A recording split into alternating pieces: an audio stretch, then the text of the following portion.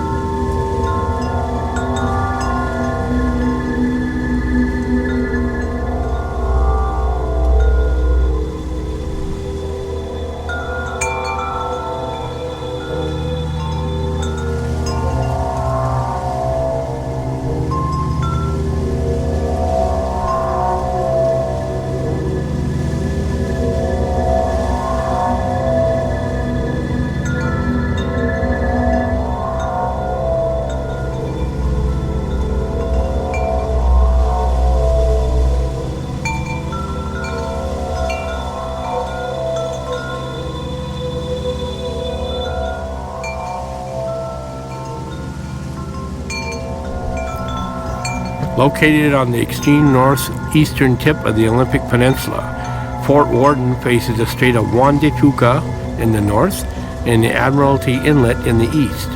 The placement was considered strategic to the defense of the Puget Sound, so Fort Worden, Fort Flagler, and Fort Casey were built at the entrance to the Sound from the Pacific Ocean. The three forts were referred to as a Triangle of Fire and were intended to protect the Puget Sound Naval Shipyard and the potential high target cities of Seattle, Tacoma, and Everett. Miraculously, the forts never fired a single hostile shot. Perhaps because enemy forces knew their ships would be no match for the more than 100 artillery pieces installed in between the 3 points of Triangle.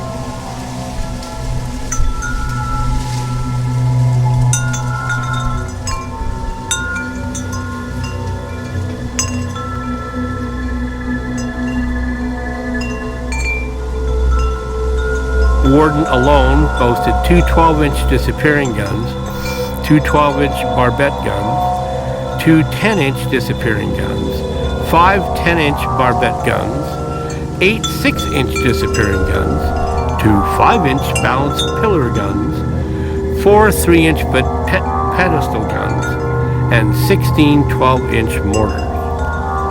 Most of the batteries that hosted these pieces are still intact, and visitors to the park can explore Battery Walker, Battery Taurus, Battery Benson, Battery Ash, Battery Powell, Battery Brannan, Battery Aquarius, Battery Randall, Battery Stoddard, Battery Putman, Battery Vickers, and the Battery Kenzie. And you can look out from those breathtaking vantage points onto Puget Sound.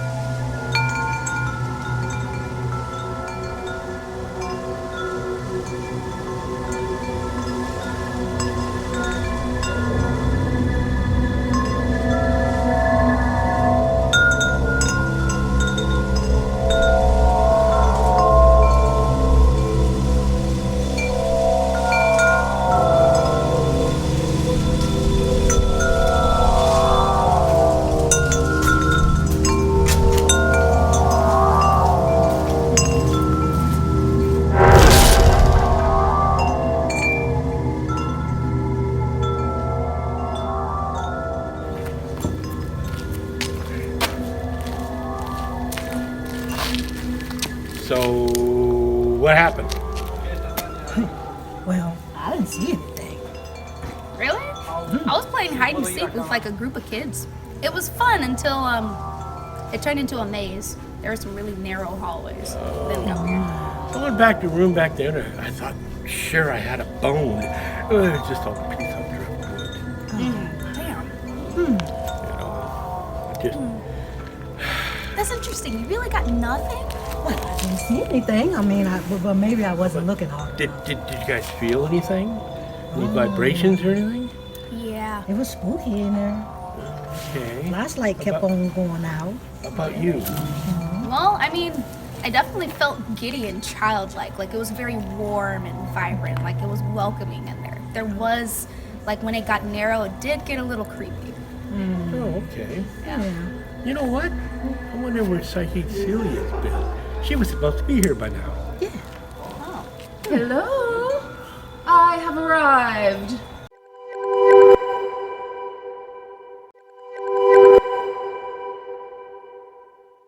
Hello.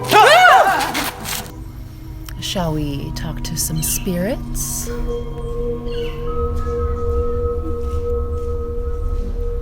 This is such an interesting area, Fort Worden. Did you know that even though it was active during World War I, it never saw a single bit of action? They never fired a shot here. No one ever died here. However, this property was, in the 70s, a very mystical time. It was given to the Parks Department, and they used it as a juvenile detention center and treatment center. And that was less peaceful. They used solitary confinement on the children, boys mostly. And it was, I think nowadays it would be seen as cruel and unusual punishment, to be honest, and not a way to rehabilitate youth. Boy, it sounds pretty stressful and scary. What do you think? Makes sense why a lot of kids were present when I was walking around. Oh, Well, that makes me really scared now. I mean, like, torture the kids? Come on, who does that? I don't know, but I guess they do. I guess. Different times, you know. Well, thank God we don't got that now. Yeah. Well, at least not as much of it now. Well, that's true. That's true. Okay, so what about the whole, like, no action in wartime? Why not? Because Germans didn't make it over here in World War I, and the Japanese didn't make it over here in World War II. Silence! The cards are ready to speak. The Wanderer. Oh, that could be Puck from Shakespeare. The Wanderer, which sometimes is called the Fool. The card actually speaks to new beginnings and sometimes spontaneity. Struggle. The struggler looks like it's really struggling. Not quite. It can actually mean hopelessness. Sometimes limitations or feeling stuck in one place. Queen of Stones. Looks like a giant teddy bear. The Queen of Stones. The Queen of Stones, you see a mother bear. She's protective. She is a grounding energy. Blanket party! Cyan! Stop! I feel something.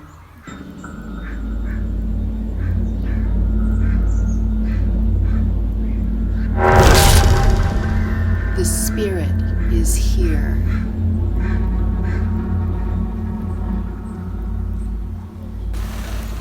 Who the snuggle frick is he? I don't know. I think he just, like, appeared somewhere. Are we on crack? Well, I didn't know it'd take long. Boy, this is strange. Well, investigators, clearly this is a spirit from the juvenile detention center. I wonder if he's stuck here. Well, probably, if he's here. Do I have to do everything? Spirit, why are you stuck here? I ain't no snitch.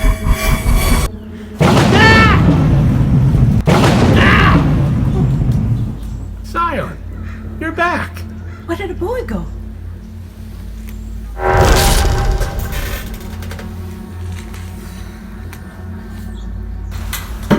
Do you see what I see? You see a striking soldier with kind of a green color. Yes! Cyan, you are clearly a conduit. Does the spirit want to speak?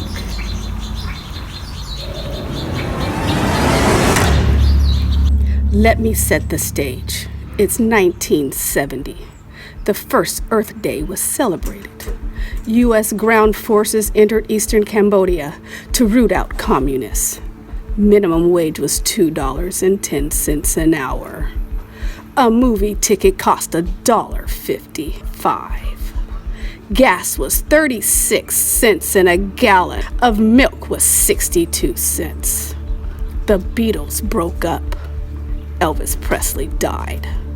The Fort Worden Juvenile Diagnostic and Treatment Center had been open for 14 years. Diagnostic was a strong word. Mental health treatment and diagnosis have come a very long way. Some of these kids were runaways, just trying to get away from abusive parents. Others were broken by severe traumas or truly unstable due to hormonal and chemical imbalances. Some young residents were kept in solitary cells with nothing but a mattress on the floor, while the staff tried to sort out what was wrong with them. No child was there to serve a specific sentence. They were there until the staff said they could go. Most stayed for 6 months to a year. Kids, especially kids who fell unseen and unloved, can be very cruel. Brutal fights were common. Food and medications were stolen.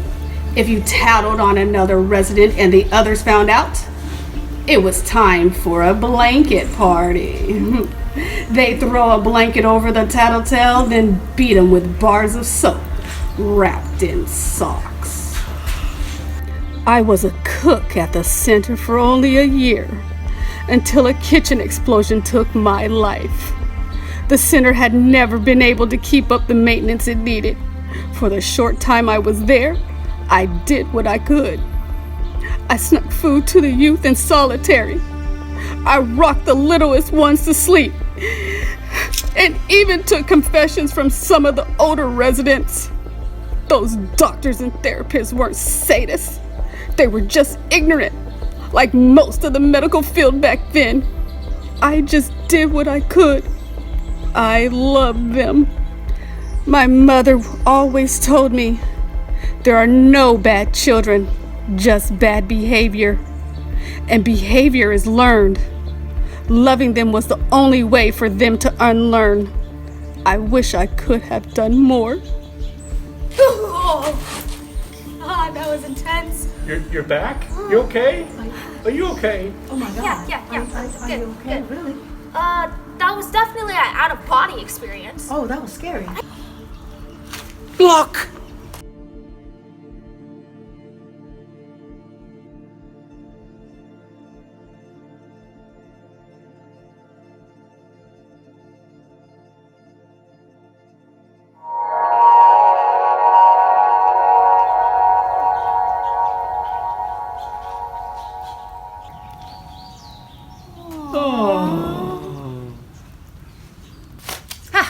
There it is. My bill. Bill?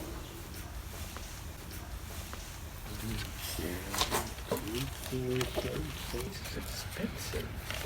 expensive. There's no way you're giving them a tip, right? We saw real close. Okay, real ghost or not, I could have died. Yeah, that's true. Don't, no.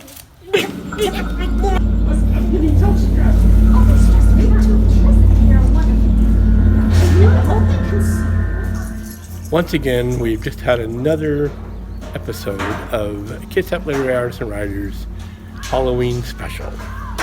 As you can tell, we tried to do a little bit different this year and tried to add maybe a little bit of true spookiness as opposed to just reading horror stories or scary stories or things like that. So once again, Kitsap Literary Artists and Writers exists specifically to help all the local creatives in the Kitsap area. We help authors, painters, filmmakers, you name it. Thanks to Bremerton Kitsap Access Television and Blue Forge Group, we're able to put this show on and it's broadcast on a weekly basis. Check out Wave Cable Astound Channel 3 and Comcast Channel 12 at 6 p.m. on Saturday and also at 6:30 on Saturday. There's usually 2 episodes back to back. If it wasn't for the Bremerton Kitsap Access Television staff and the Blue Forge Film Group staff, we would not be able to do this specific show. We've been doing Halloween shows for several years now, and you can look forward also to our annual Christmas show. And so with that, have a very pleasant and productive tomorrow. And remember, trick or treat, smelly feet, give me something good to eat, and have a spooky Halloween.